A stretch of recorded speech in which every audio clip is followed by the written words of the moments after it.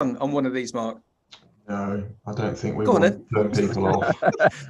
What would be interesting is to watch the attendee list and see whether it decreases or increases. Everyone drops off as Mark Campbell from the AHDB, who are just now nominating as going to be our Eurovision song entry for 2023, singing "I Got a Combine Harvester" and I'll give it to you. Yeah. I've got 40 acres. Hello, everyone. We're just waiting for social media to go live. Hello to everyone on Zoom. Hello to everyone on LinkedIn, YouTube, Twitter. Did I say YouTube? I've missed one. Who have I missed? Mark, who have I missed? Facebook, yes. And we are live with the great AHDB on our Talking Leaders broadcast. Guys, I'm just gonna, as we wait for the social media to come in, can you tell what that is, everyone? Go on, Matt. Tell us again. From here, it looks like a classic combine house. Okay, so we were very lucky that we had Mark, his colleague Isaac, and his colleague Nick, who's the chairman of the AHDB. We had a thing that we set up this week, Matt, called the Circle of Leaders, and we held it at class headquarters. And the great Vice President for Western Europe, Trevor Tyrrell, he gave us some great comparisons, some facts about that combine. So that combine is a Class Lexion 8900 double T. It's a mighty machine. So I'm going to ask you both some questions that we asked our Circle of Leaders experts, just to see if you can get this. Mark, are you as worried as I am right now, Mark? Yeah. About what these questions are going to be? It's going to be multiple guests, so we can do this. So Class Lexion 8900 double T, mighty machine, and 1 day of harvesting. So Matt, I'm going to pick on you first. How many pints of Guinness in the Dublin manufacturing facility for 1 day's production would that combine be able to produce? Is it 500,000, 1 million, or 3 million pints of Guinness? 1 million. It is 3 million. Mark, how many standard 400 grams of loaves of bread would that combine make in a day, combining wheat? 50,000 loaves, 250,000 loaves, or 2 million loaves? 2 million. Correct. Oh, Matt, you're not in the lead. Come on, Matt. No. How many jars of Coleman's mustard would that combine produce in a day? 3 million jars, 50,000 jars, or 250,000 jars of Coleman's mustard? Go, Matt. You've got to go 3 million now. 3 million. Correct. Where are we now? So that's 1-0. Over to you, Mark. How many bottles of extra virgin rapeseed oil would it create? 10,000, 150,000, or 75,000 bottles of extra virgin rapeseed oil? 150. Correct. 2-1. Wow. Matt, how many eggs could it produce by the week that it's combining? 500,000, or 1 million, or 5 million eggs? I'm laughing because I thought it was a trick question at first. Clarified about how many eggs come out, but I'll go with the first option. 500,000. Incorrect. 5 million eggs. So where's that? So it's 2-1. How many bowls of porridge for strapping Scotsman would it produce, Mark? 50,000, 300,000, or 7 million? 300,000. 7 million. Oh, so just shows again. I know it's a bit silly, but it just shows unbelievable the technology behind the kit that we've got out there. And Matt also we'll talk about it, but there's that disconnect between the public not knowing fully about agriculture and agriculture not being so good at sometimes communicating to the public. Talking about communicating. Mark, are you going to introduce our fantastic guest that we got on today, please, on AHDB Talking Leaders? Yeah, no, thank you, Matt, and welcome, Matt. I'm really pleased to introduce Matt Phelan from the Happiness Index, who we were really lucky to listen to his TEDx talk down in the Southeast, the 12 million lessons of happiness, and hopefully we're going to delve into how we can make farmers a little bit happier and how they can engage better with their teams and their people within their businesses. And everyone, Matt's just been teasing us because we've been in the green room for 10, 15 minutes just checking the check. And we're trying to work out where Matt is. And he's refusing to tell us. We've already established that he's not in Kitzbühel and he's not in Bognor Regis. So come on, Matt, big reveal. Where are you? Well, as someone who still, I work at the Happiness Index, but I still work in farming. I also wanted to bring some stats to you today. So I'm at one of my clients, which you may know as Fuller's. Which is a huge pub chain. And one of the reasons I wanted to be here, I looked at our client list and I thought, what is one hell of a big producer of the products of some of the people that will be listening to this? So I've got a question to put back to you, Max. Oh, hello. In in 2018, how many thousand tons does the brewery industry use of wheat? Do you think it's 40,000 tons, or 80, or 90? I got to say, it's always a massive figure. I'm going to say 90. It is close. It is the 81 number. I wanted to trick you by putting it in the middle, but it's 80. It's unbelievable, and you're exactly right. And it's something we'll talk about later about farming, about connecting like what's done on the farm with people in the street or in the pub, and that's why I thought this is a good location to come. So I'm actually by the Thames. For those that will know, I'll try and stand up. Can you see the Thames there? Oh wow, brilliant! Matt, just stay there. I'm going to spotlight it. We want to see the Thames. Can you just go back to the Thames? Let me walk you over there, probably, because obviously. I love this. Do you see there? Yeah. Look at that. That's Kew Bridge there, Kew Gardens over there. But obviously, water is a hugely important resource to brewing as well as wheat. So I thought I'd be on location for this. It's endless, this whole element, Matt. It's a bit like I love the stat about watercress, and I'm happy to be corrected, but last time I looked, the turnover of gross sales of watercress in the UK was 125 million. And you just think of watercress, and melons is something amazing, like 160 million. Brassicas turned over last year $1 billion in sales. So it's a sector we're not. We know, but again, we need to communicate about. Also, for it to be able to be communicated professionally, Mark, we need happy people, don't we? Yeah, we do. If you're not happy, then you're not gonna do what we want them to do. So it's really important. And guys, before we just get going, Matt, we always love to give just a bit more of an update as to the people that we got on, for the people on our podcast, because they love to get a bit more of an understanding. So Matt, I loved your LinkedIn profile, where it's just so snappy and succinct.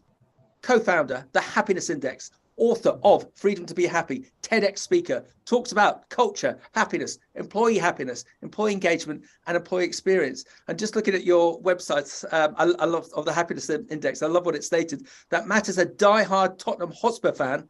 Everyone knows that Mark is the one Brighton and Hove Albion fan. He loves taking his daughter to watch Spurs women play in the WSL. If he wasn't running the Happiness Index, he'd be working on a farm, trying to figure out how to sustainably feed the world. Matt runs every day for his mental health and loves being out in nature.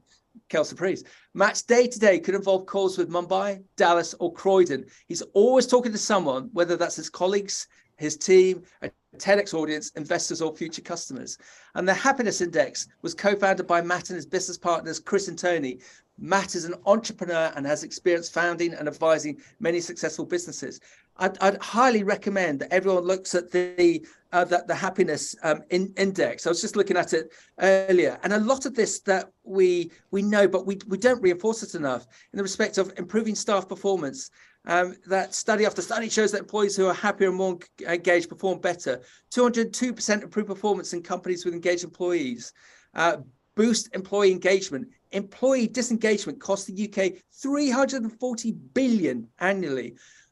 Attract and retain talent, one to my heart. 60% lower turnover in companies with engaged employees. Reduced employee absenteeism. Happy employees take 10 times fewer sick days. And what was the other great stat? Bear with me, everyone. Increased productivity. Happy employees are 13% more productive and improved profits. Happy companies perform better on the stock markets by 2 to 4%. And then it's right for everyone. It's right for the people. We spend a third of our lives at work. For the average person, that's more than 90,000 hours. Why not make them as happy as possible? 80% of employees would work more hours, and 60% of people would take a pay cut to work for a more empathetic employer. Matt, so come on, let's hear you. What's your story? How did you get to where you are today, please? So, I mean, let's start at farming, okay? So I want to prove also I'll be back on the farm tonight, so I'm not completely out of it. But for me, working with animals on a farm taught me one important lesson, which is I have a belief that animals are better communicators than human beings, and that's my starting point from everything. And I'll kind of explain a bit more detail. But if you take a baby calf or a baby lamb, how that baby calf or baby lamb feels, that they will communicate that clearly. If they're hungry, if they're scared, an animal will communicate that to you. And for anyone who grew up on a farm or around pets or dogs or whatever, like when I used to watch my dad with animals and cattle, like when you first start, they all look the same. And you think, how do you know that one's ill, or maybe that one needs some attention, going into sort of animal husbandry? But as you watch someone who knows what they're doing, you realize it's a real art in terms of understanding how an animal feels, because they can't speak to you. But the happiness index works all around the world, and we measure happiness in over 100 countries. And the English and English farmers, and I'll put Scottish and Welsh and Northern Irish into this as well. The English at their own are really bad at discussing their emotions. Farmers are another level at not discussing their emotions. So my starting point is I'm a people watcher. I'm a nature watcher. I just love what makes people tick. And that sort of led of working in farming, which I still do a little bit, to then working in the world of work and thinking, these human beings are weird. They don't really actually say how they feel. And that sort of got me onto the path of what I do now. That's excellent, Mark. You and I can really relate to that, can't we? Especially with Mark, with your background within the dairy sector. I was always impressed with the people I've worked with within livestock. They would have that ability in the morning or the middle of the night to walk into a scenario with animals and be able to see from a herd of 100 or even hundreds with the likes of pigs, to be able to identify if there were any issues. So Mark, you must concur with that as well. No, hugely so, and it's a real skill, and it's a real thing that you can take on board. And there's even qualifications in it. You can follow. There's a Dr. Jan Hewlen from the Netherlands and Joep Driessen, who created a package called Cow Signals, which is all about interpreting body language of a bovine and how you can adapt its environment to be more happier and more welfare friendly, but also be more productive. Yeah. And I'm just thinking of my two Labradors who are looking at me through a door at the moment. I can tell with them very quickly as to whether what mood they're in. So on that basis, Matt, I know you're not a clinical psychologist, but why are we as humans, who are meant to be the superior beings, why are we so bad at communicating, especially the English, especially farmers?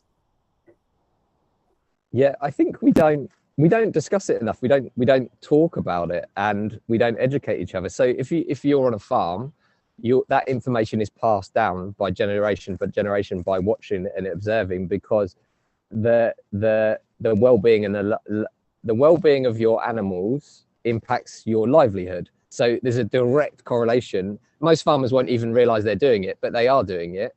But then when it comes to the world of work, I think we overestimate I think human beings overestimate how different they are to the animal and natural kingdom than we do, which is another conversation for another day. But I don't think we discuss it enough. And some people are born emotionally intelligent, but some are not. But you can learn it. So I just think we need to be talking about it more on farms, in schools, and at work, how we communicate and how the way that we communicate with each other makes each other's feel, and how that helps us work.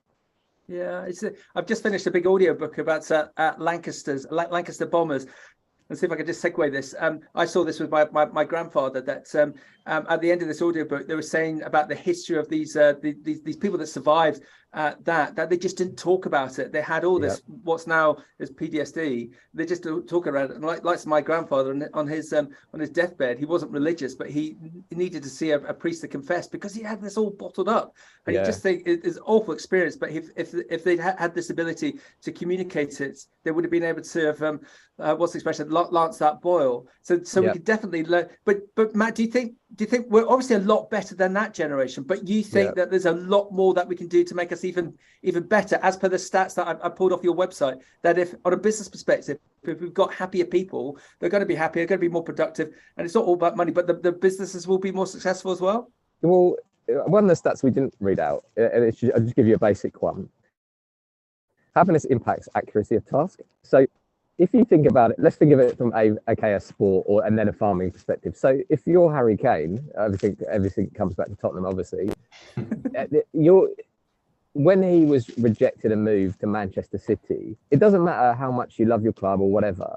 being told you can't go and do the thing that you want to do in your career is going to impact your happiness. And we saw in that period, he scored his lowest amount of goals. But if you think about it from a farming perspective, let's think about drilling a field, right? There's lots of farmers who'll be taking the mick out with a field and whether it's straight, and there's more technology to help us now and all that kind of stuff. But those estimates around happier versus unhappier of accuracy of task can range from, say, 15 to 20%. But if you're working and you send emails all day, okay, you mistype an email, it's not the end of the world. But if you're unhappy and your accuracy of task drops in the drilling season, the impact on that in the business down the line and the farm is huge. But we just don't recognize that those two things are linked. Yeah. But the more you look at it, you start to realize, okay, there's a business. I think we should be looking after each other anyway, just for moral reasons. But there are serious business reasons around happiness, unhappiness, mental health that do impact very, very, very linear things that lead to performance, that lead to, and it's a circle, isn't it? Because if you don't drill in the right way, and then you don't produce the right type of food, and then the less money comes into the farm, that's going to impact your mental health. So the whole thing is a cycle as well. It's worth pointing that out, Matt.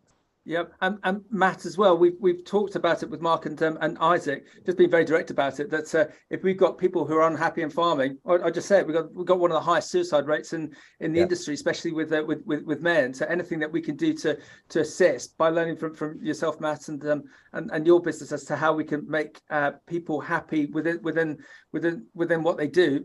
Yep. Mark, help me. It's going to be beneficial for the long term.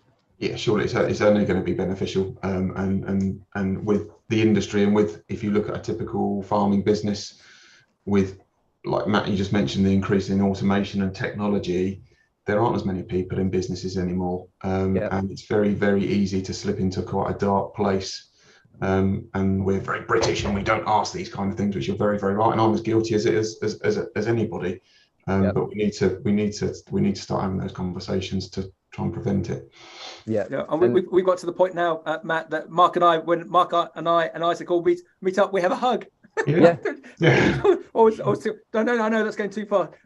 But Matt, let's get into the nuts and bolts of this happiness index. So you have this thing, the happiness index. So tell us about that. How does that work, please? So its technical term is an employee engagement and happiness platform. What that means is it's a system that companies use. So Fuller's, I think they've got about 3 or 4, where I am at the site today, they have about 3 or 4,000 employees. They measure using a mix of surveys and different techniques to understand how happy their teams are. We then feed that back to them, and they're quite sophisticated here. So they're actually now linking pubs to happiness. So they broadly know that the pubs with the happier teams generate more revenue. And are more profitable. They're still at the early days of their journey. We've only been working together for about a year into their financial systems. But guess what? Like, if you take like the whole food system, right? We know that happier farmers are going to be more accurate and they produce better crops. And then those crops, that wheat, that goes into the beer, and then that is served in a Fuller's pub by someone who's happy. There's a knock-on impact all the way through to the customer.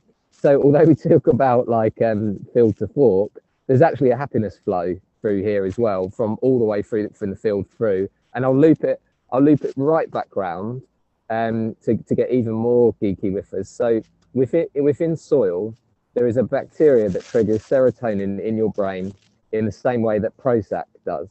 So there is so much to talk about. And when I first heard that research, I was like, that just seems unbelievable to me. So I actually found the professor, and actually I know there's a thing where you're not supposed, which I think is an important thing for us to do. But I asked him to mansplain it to me. I said, I just can't understand, how does this work?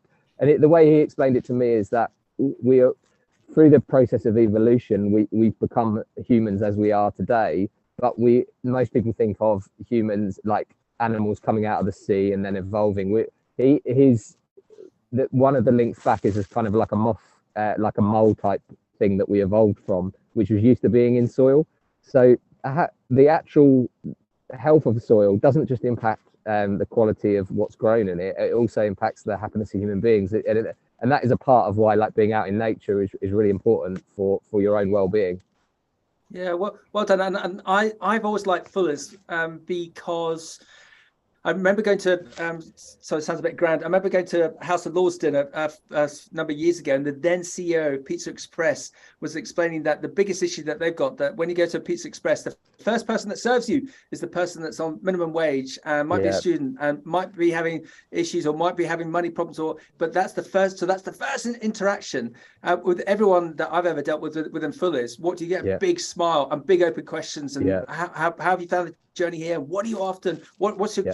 I've always found that, but it's always a difficult thing to do. But if you can, I suppose, interview correctly, Matt, to find those stars, and with the likes of the happiness index being built into the Fuller's regime, if that's the right word, you're then going to get those positive outcomes from the get-go, from that front of house all the way up through to board level. Yeah, and I remember.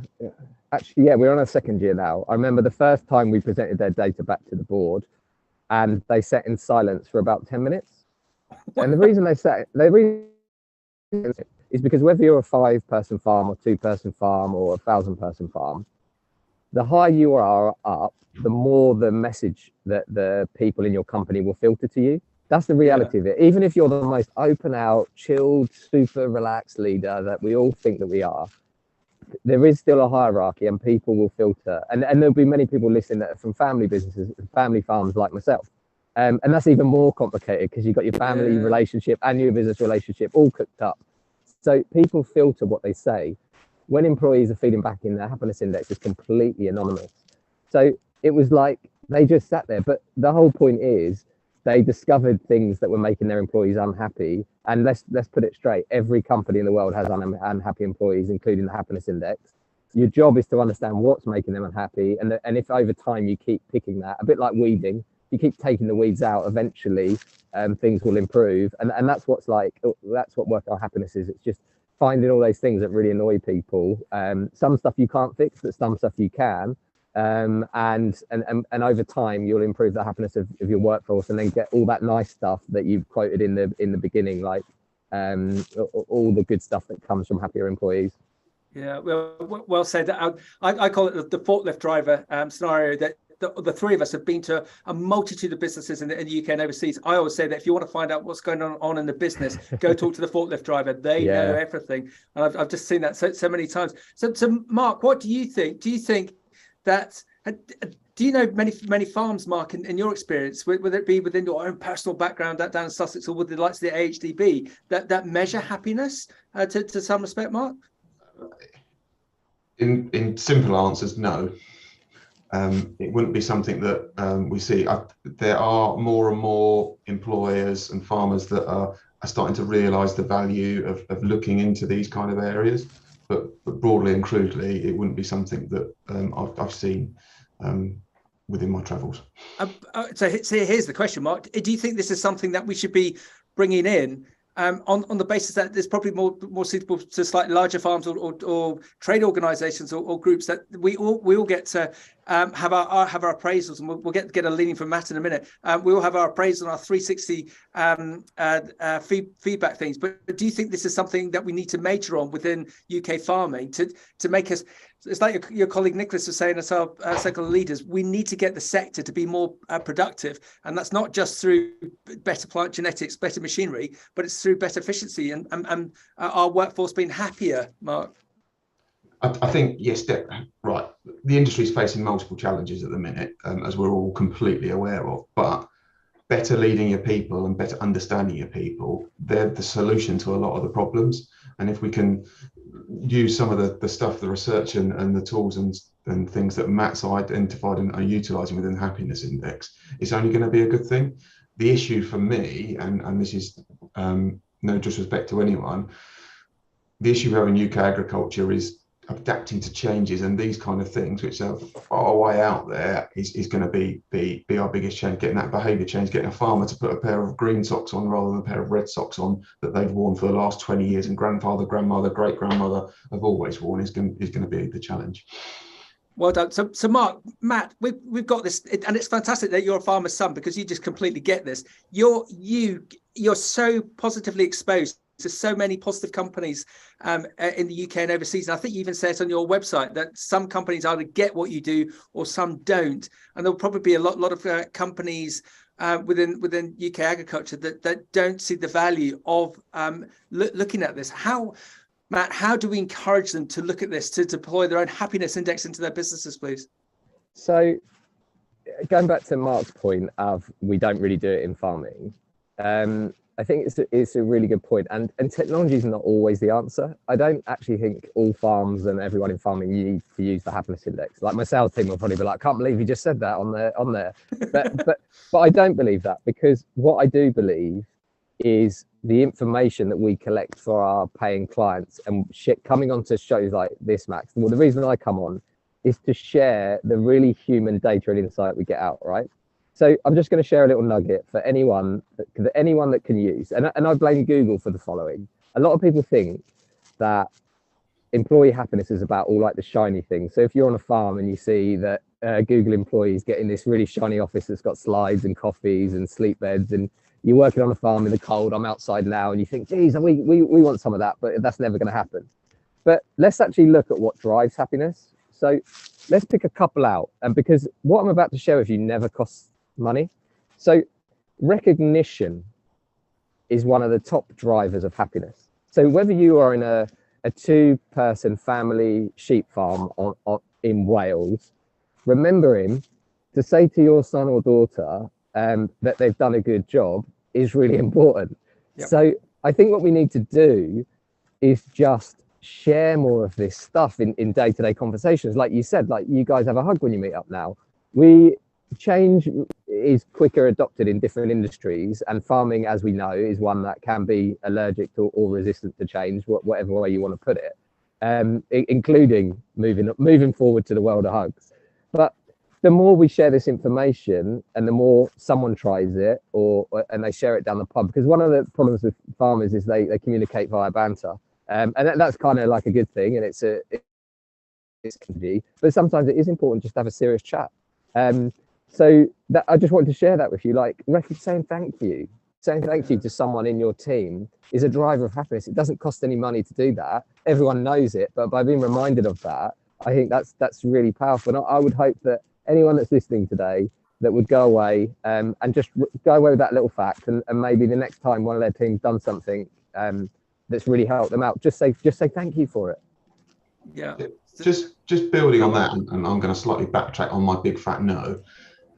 But thinking about that and how you portrayed it, farmers probably are doing some of this stuff, but they're not aware that they're actually doing it, and they're not reacting on the response or the result. It's how we probably get the industry to recognise that it's not about having an HR degree and having a fancy program and spending 5 hours a week every week recording all of this stuff. It's actually being conscious of actually saying thank you and well done, and understanding that individual a bit more in depth. Would you say, Matt? Yeah, and teams bring different skills, don't they? Like the thing about my mum, so my mum is probably the most emotionally intelligent person you're ever going to meet, and anyone who's ever worked on our farm, the amount of time she's spent with them over a cup of tea made me realize, like, that's why people worked in our farm for long periods of time, not just because of the work, but they'd have someone and sit down, and she's just a great listener.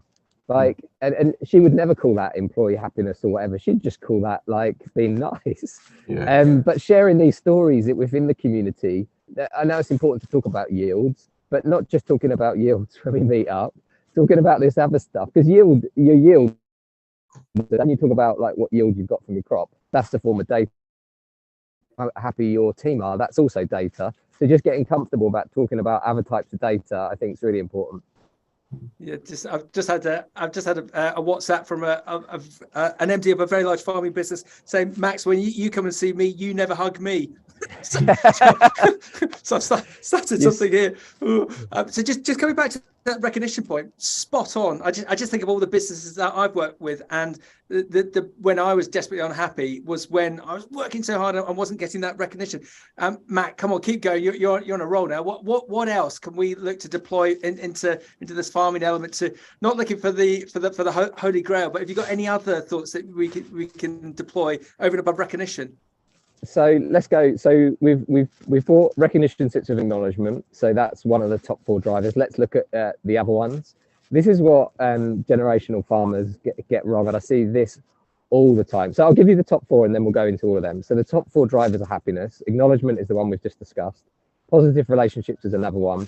Safety is one, and freedom to take opportunities is another one. And this fits into change. I see it all the time amongst like my farmer friends, where the generations try and block innovation and ideas, and what that freedom to take opportunities is a huge driver of happiness, right? So I know it's easier to say because my son's 5, but let's say my son wants to go into farming and wants to take over our family farm. Rather than me sitting there going, oh, we can't do that, we can't do this, we can't do that, we don't have money, the bloody government, this, that, the other, and this will never work. We tried that in 1970. I would actually now, with my business hat on, I'd ask my son and my daughter to just present to me. Actually get your ideas down, formulate it, and present it back to me, just like you would in any other business in the world. Because blocking off the next generation every time they come up with a new idea, going to impact their happiness, and it's going to stop us keeping talent and bringing new talent into farming. Yeah, Mark, do you agree? Yeah, no, definitely agree. And the only way to learn and to expose yourself is by doing things like that. And it might be an absolute right curveball of an idea that's never ever going to work, but unless, like Matt says, you've gone through that process to give it a go, or even just present it, is the way that you inspire. I suppose you inspire innovation and you inspire that hunger to keep moving forward. Yeah, and guys, we all know collectively businesses in this sector that are progressing well, and it's because there's been 2 or 3 generations behind, and that last generation has given that new generation that head to go forward. But they've always been there. They've always been there as a Matt. What's the expression? As a critical friend Yeah. Or I've done this, but perhaps you do that, or speak to the solicitor, speak to the bank manager, speak to the NFU, speak to the CLA. So with that on that side, Matt, we talked about it before on other broadcasts. With that element of creating happiness, is there a lot of communication, collaboration to be had, not just within the business, but externally? That if we do have a problem, and whether that be a personal one or a business one, that the answer might be within the business, but it also might be externally, whether that be on a course or the pub banter or talking to a professional. What do you think, Matt? I think this is where diversity, and there is a question in the Q&A, which we'll come back to in a bit. I think this is where diversity is really important, right? So if, Max, I'm going to pick on you for a second. Apologies. If you're a farmer and you're listening, and every person, just count it over the next month, if everyone that you encounter wears a check shirt with a gilet, you are in a mono group of people that potentially think and get the same sources of information. I'm only doing this as a joke because I know Max is. No, it's fine. But if that's what if you find that, you actually do need to work actively, and there's nothing wrong with that at all, by the way. But you do need to actively work to just meet people from different industries, from different outside perspectives, even if you don't agree with them or disagree or whatever. Just go to events that are not farming events. Farming events are really important to go to learn all the positive relationship stuff that we're talking about.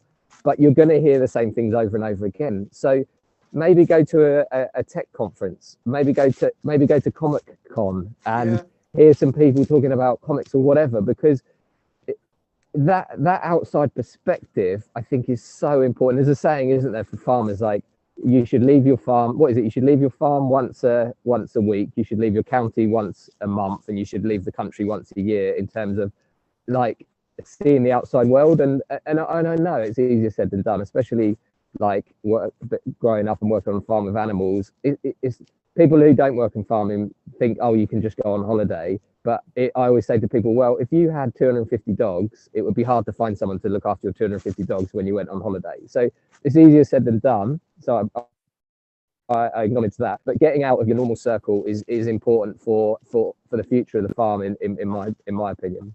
Totally, and I love the fact that you picked on me with my check shirt and my gilet, because I use the classical example, and it's a great conference. But the Norfolk Farming Conference, which I think is coming up shortly, when you go there, it is in Norfolk. It's got 350 people. They're all dressed the same, and my view is it's the Norfolk version of the House of Lords.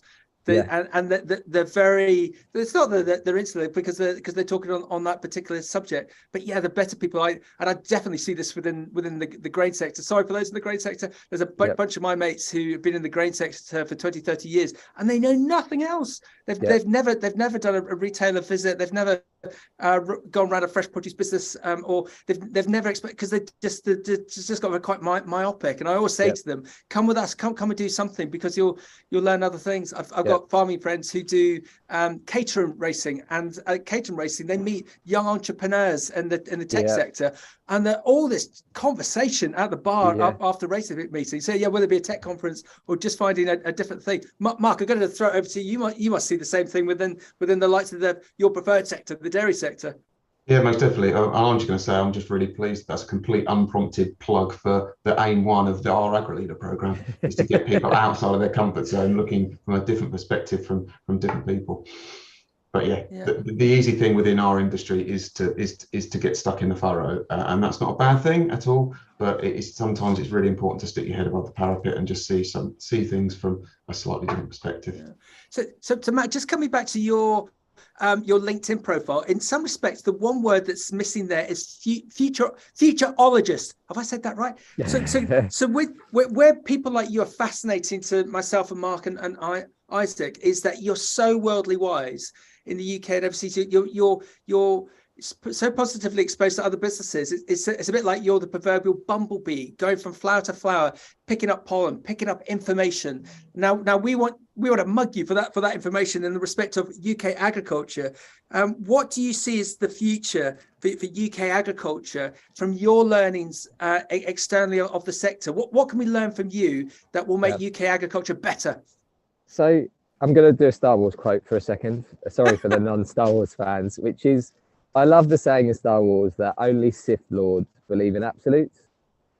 And the reason I love that saying is, if you don't go and speak to other industries, you can easily become a Sith Lord. And the example that I would give here of lots of people wanting the same thing but ended up arguing, which is, if we take the farm and the need to save the world, somehow, and I mean in terms of like global warming and everything, somehow those two things, which I think are the same thing, have become enemies.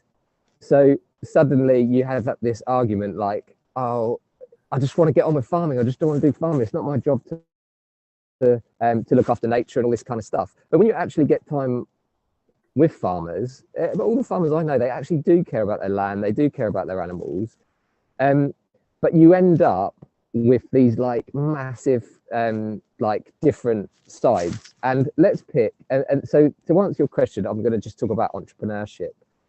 And I believe in Darwin's theory that it's not the biggest and strongest, it's adaptable to change. So if you apply that to farming, the most adaptable to change, I personally believe that all farmers need to have an entrepreneurial outlook. And the reason I believe that is, if you don't, you will only look at everything as a threat. So let's pick out the number one thing that if we got 100 farmers now and polled them and said, what's the thing that most annoys you? That probably 95% of people would say veganism, right? And they would say vegans.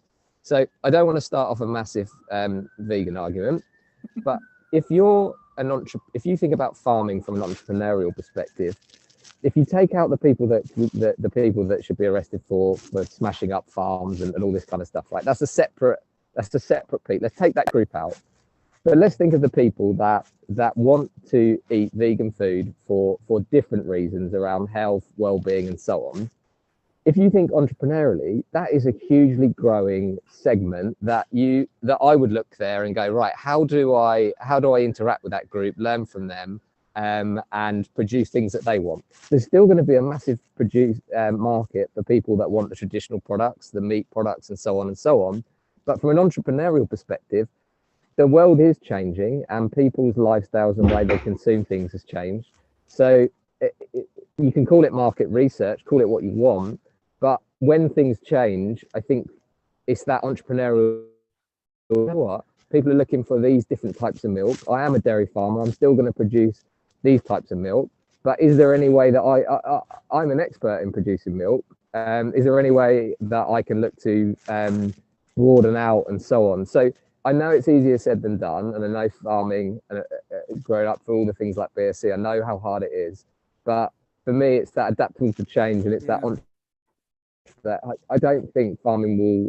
I think it will continue to struggle unless we have that entrepreneurial mindset. Yeah, and totally well said, isn't it, Mark? That again, just reflecting back to your experience, Mark. You were seeing that in the dairy sector. I started off with an 8 abreast dairy parlour my pre-college year, and you look at what's there now in the respect of 100, 150 plus rotary parlours and everything and automatic milking. So Mark, do you see that as well? That the better businesses are those that are I suppose my expression, Matt, Mark, is that the better businesses I come across are those that are worried, and because they're worried, they're actually developing for the future. Mark? Absolutely. Yeah, no, yeah, very, very much so. And as UK farmers, we're extremely resilient, and we're adapting, and whatever challenge is chucked in front of them, they still carry on putting the cows in calf, and they still carry on drilling the crops to produce food. But yes, if we look at the better business, the more forward-thinking businesses that I come across, they're the individuals that are thinking about these opportunities to be able to adapt their models of business to future-proof but without detracting from the core part of the business. Yeah, and guys, I bet those individuals, if we had a handful of them on today, or we were lucky enough to go and visit them, I bet they're all engaging with the likes of Matt's. The Matts, sorry, not to commoditize yourself, Matt, the Matts of the world, and doing what Matt advised us earlier about just getting out of the comfort zone, finding other businesses, seeing how they've developed. Because if you think of everything from, well, just look at all the positive changes that are happening in the automotive sector, there's such a change there. There's so much that we can learn as to where that's all going, and not just on a marketing perspective, but also on an engineering perspective. So just segue into that, Matt, you'll again, I'm just labeling you as our futurologist again. Are there elements within business that you're really interested in as to what's going to happen in the next 3, 4, 5 years that we can learn from you, that we can look to bring into agriculture so we can keep up? What's the future? What do we need to learn from you, Matt? So I'm going to go a bit and use another movie and go a bit Marty McFly from Back to the Future. If I looked at all industries, right, because I work across all industries now, I think personally, if you had said to me, what are the 2 most exciting industries for the future, I would point to 2. I would say energy, and I would say food production. I'm not going to call it farming for a second. I'm just going to call it food production, because if you look at all the things that happen in Ukraine, uncertainty around the world, all that kind of stuff, there can't be 2 more important things that the UK has to get right than where we get our energy from and where we get our food from. Now, let's pick an industry like technology. This is my iPhone, right? People are prepared, will not even think two seconds about spending, if they can, £1,000 on an iPhone.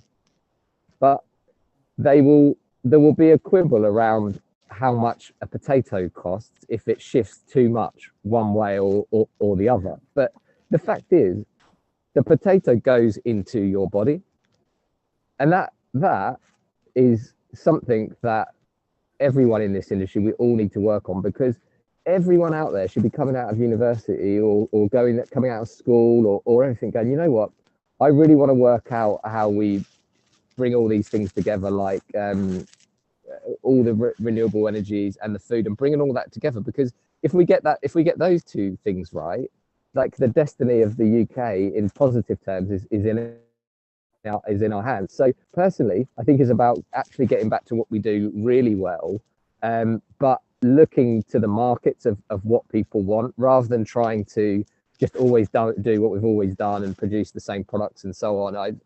I still attend farmer meetings, and I still go to some of the events. I remember going to one in Essex, and I remember a farmer standing up saying, we've been producing this crop for the last 20 years, and this has been the price, and when's it going to get better, and what the government going to do about it? And it's a two-way street, isn't it? It's responsibility as well, because if I take my farming hat off and I just go back to my entrepreneurial hat, if I was producing a product working for me, I'll be looking at other products. And again, I'll put my farming hat on.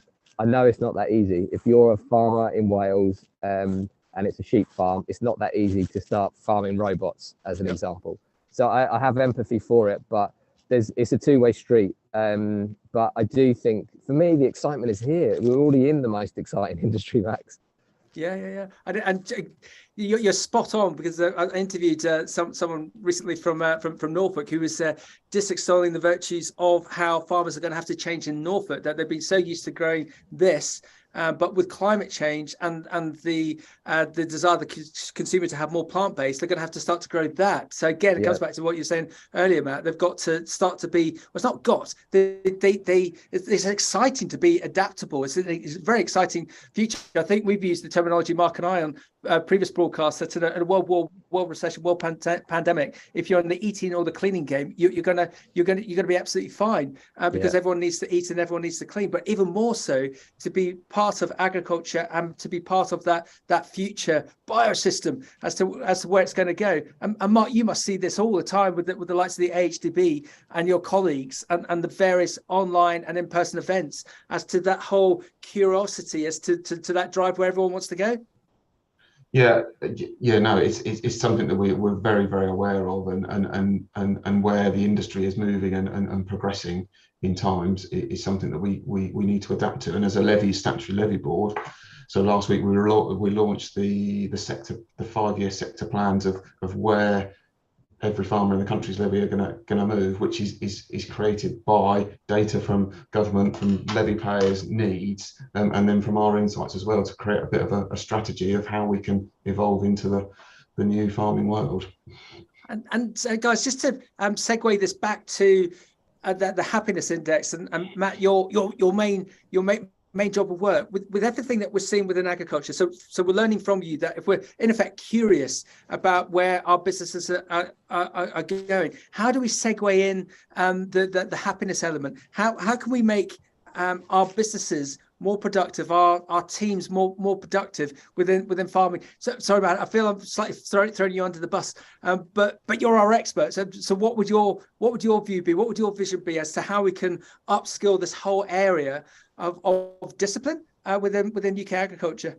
I would start by just talking to the people around you, and just start by you might throw someone off, but the next person you speak to, or the next person speaks to you, just ask them how happy they are, or ask them what makes them happy. We start every meeting that we ever go to around the world and say to people, I'm just interested, what makes you happy? Like, if you're a farmer who's looking to hand over to a child, like, what makes you happy? What you will get from that answer, like the first, if someone's in banter mode, they'll just tell you to shut up the first 2 times. But just persist. I'm just genuinely interested. Like, what makes you happy? Why are you in farming? What is it about it? And if we all do that more, you will be surprised, whether that's a colleague or a relative that you've worked with for a long time, you'll be really surprised by why people work in this industry. And the more you find that out, you'll be shocked. Yeah. Start with that. Like, start talking to each other. Well done. And I can just see that whether it be a tractor driver, a forklift driver, a stockman, a salesman, an MD of whatever agricultural company, if you actually ask them that question, it's actually going to get them thinking after that conversation, and they'll probably take that home, and it'll be like a bit like, what's the expression, an earworm, and it will get them thinking. So again, when you ask them, especially if you get a bit of resistance, when you ask them again, it's going to open up the conversation further. Yeah, that's like, why do we a lot of people who work in farming are introverted. That is one of the realities of it. So it takes a bit more to get it out. But once you start the conversation, it can lead into so many different changes and ideas. The other, it's funny that I'm at a brewer and I'm at a pub as well. The pub can't always be the answer as well. I just want to point that out. Like, finding ways and to meet up and to talk that are not the pub is really, really important. There's a lot of links to what we're talking about, mental health and alcohol and all that kind of stuff. Going to the pub and celebrating all that kind of stuff, it's a good thing. I'm here at Fuller's, but also find other ways to connect with people that don't always revolve around the pub. That can be the easy place to always meet. And that point there, is that just about a bit understanding the people you work around a little bit better? Yes. To be able to get those drivers that are.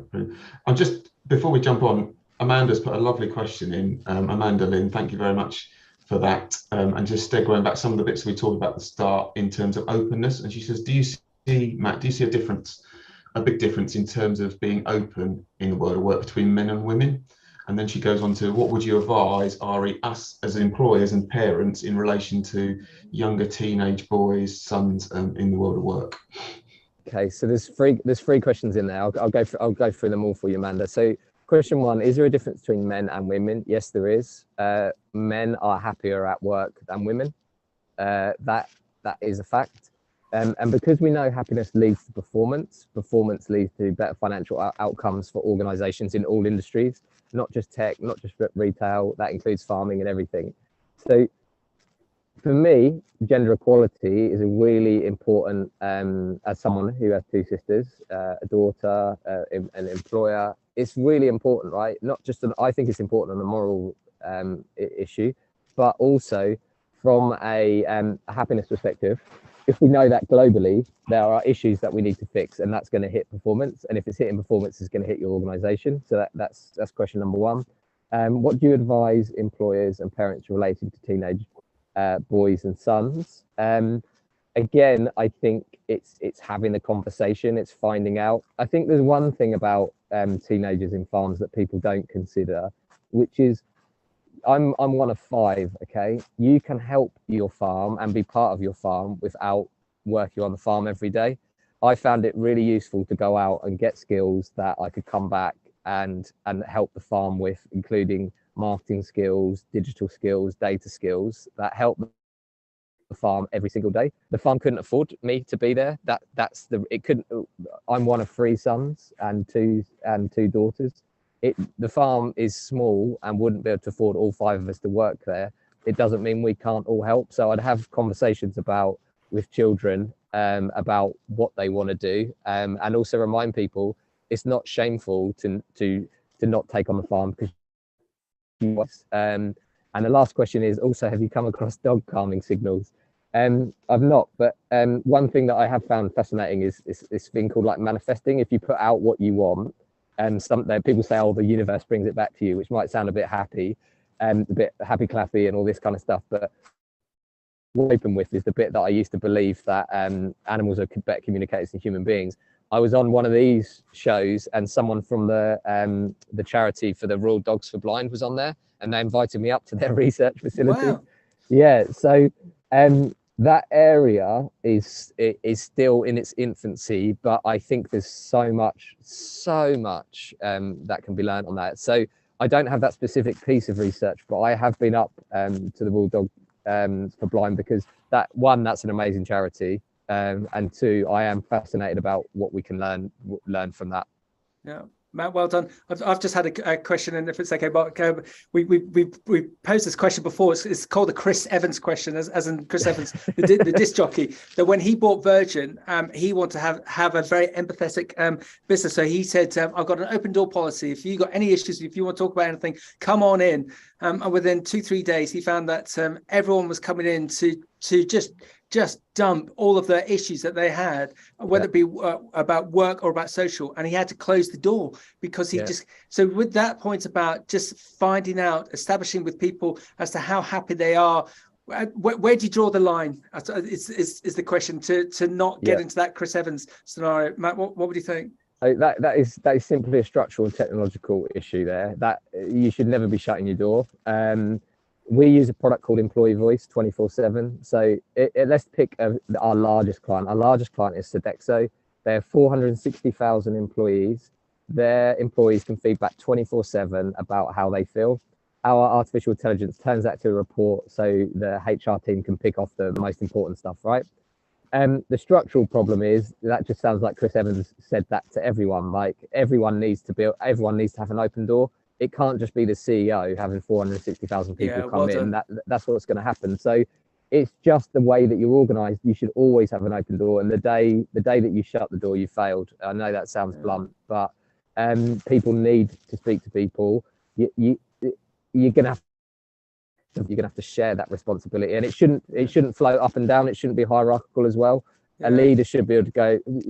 We talked about mentoring one way round. Mentoring can also work in the reverse. Some of the younger people in my organisation have taught me a lot about healthy eating that I didn't really understand myself. I eat much better than I used to, and it impacts my well-being, happiness, and work. Fantastic. And just to give a direct example, we talked about being at class headquarters earlier this week. Mark, I don't know if you saw that when we were moving from the filming area up to the canteen, they got a lot of glass fronted offices, but every single door was open. And that's again, it's the sort of the forklift driver thing in me. And I found that very interesting. There was no hierarchy, and you could just see that senior managers and technicians were just coming in and talking to everyone. And I think that's the best answer that we've had, Matt, that it shouldn't be just Chris Evans' door that's open. It should be everyone's door that's open, because then you don't create that issue that he came across. So it's just a structural problem. So guys, we just starting to run out of time. Come on, Matt. What's the one starter hack for farmers that they should use in their workplace, and to make them happier? For them and their colleagues and for the business. Is there one hack that you would finish us off with, please? Well, you do this very well, Max. And there was a study. We're obviously, as a human species, trying to work out how to get to Mars at the moment, okay? And one of the problems, if you get to Mars, you're going to be isolated. One thing that farmers know about is isolation. This study, when they first started to work out how to send people to Mars, they realized there was one skill missing for the team. The simulations kept failing.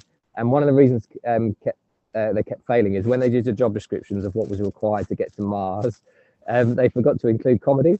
And I know this sounds a really strange thing to pick as like the one thing, but what we as human beings, comedy is actually really important to us, being able to joke and laugh about stuff. So although I criticized like a banter culture earlier because you can hide a lot of stuff in that, my one thing is not to take this subject too seriously. One of the mental health campaigners I know jokes about her mental health, even though she's been at the point of suicide and so on and so on. So although these are really serious subjects, let's have fun with them. Let's talk about them. Let's have a bit of fun and remember that isolation is the step before depression. Yes. So that is the step before. Farmers geographically are often isolated. So my one hack is have some fun with it. Don't be afraid to joke and laugh about it. Take the subject seriously, but have a joke and laugh about it, because humor is incredibly important for human beings to thrive. Boom. Mark, are you going to wrap up for us? Yeah, no, Matt, just thank you very much. What a great session. And a couple of points that I've been scribbling down. The old cliche, communication is king. We just need to ask, start that conversation, build that relationship, and you'll be hopefully quite surprised what in terms comes out the other end, which hopefully will build a happier workplace. And the other thing that I really liked was that your comment around weeding. So just start weeding the beds. Start trying to pull out some of the challenges that are facing. You're not going to get it all right in one. You're not going to be able to identify all the weeds from the plants, particularly if you're male. Not very good at those things, but you've got to make that start and just not taking it too seriously. You can't perfect it in the first round. I think as human beings, we try and perfect it first time round. Well, that's never going to work. Just try and keep chipping away and enjoying it. Max, can I just very much? Can I add one point to Mark's point on that, and a link to farming and the happiness point, which is if you stand in your field all day and tell your crops to grow, they're not going to grow. The only way that crops are going to grow is by giving it the environment that it needs, and happiness is the same. You can't go back to your farm today and tell all your employees or your team or your family to be happy. You have to work on what the ingredients are, and we shared those ingredients today, like relationships, recognition, psychological safety. So just work on the environment. You can't go around telling everyone to be happy. It won't work. Yeah, it's almost like I hate the expression, but I think it does work sometimes. What does success look like? So what does success look like to make my team happy 3 years, 5 years out? What do I need to do? And then if you got that longer, I think we've used the expression before, Mark. It's someone else said it's like a golden thread that we know where we all want to go. Let's hold on to this golden thread. Let's start talking about it. Yeah. It's not going to happen overnight, but if we're going to make it a better place by 3-4 years down the line, it's going to be a better place. If it's okay, Matt, hopefully you can see it. It'd be great just to segue in this last question from Miriam. Can you see that? Matt, do you want to just read it out, because you're far more eloquent than me on that side? Just if you could give an answer to Miriam, that'd be brilliant. Okay, Miriam Williams, how do you create and protect the safe space for these types of gentler conversations without metrics, especially when these conversations can make some people feel really, it's a really, really good point. Okay, language is key here. So let's say when you take a new employee on, people put them on probation.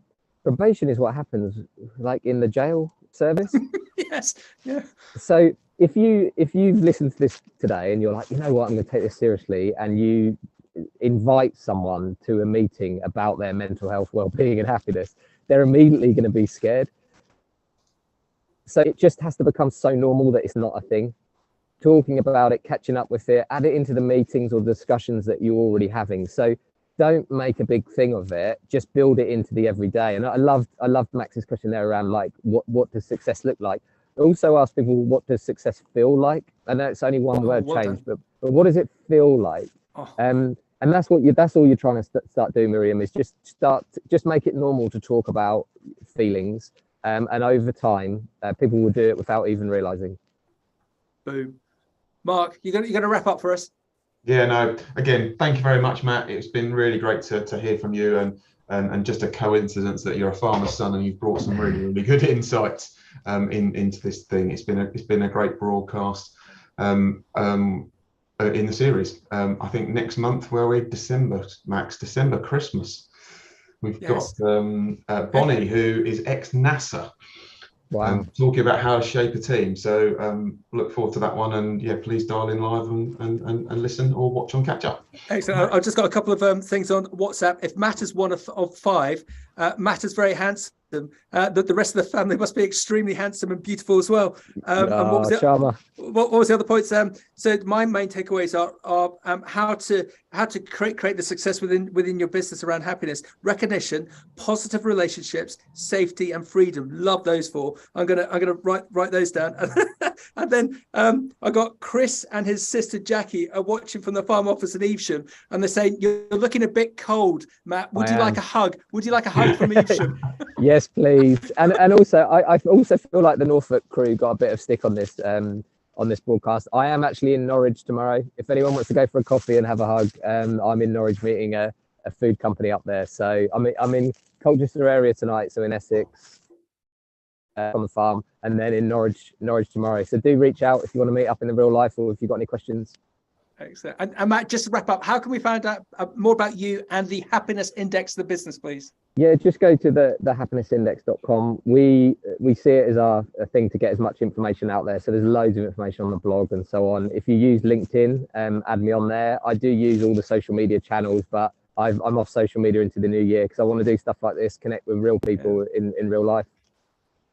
Well done. I really enjoyed that. That was brilliant.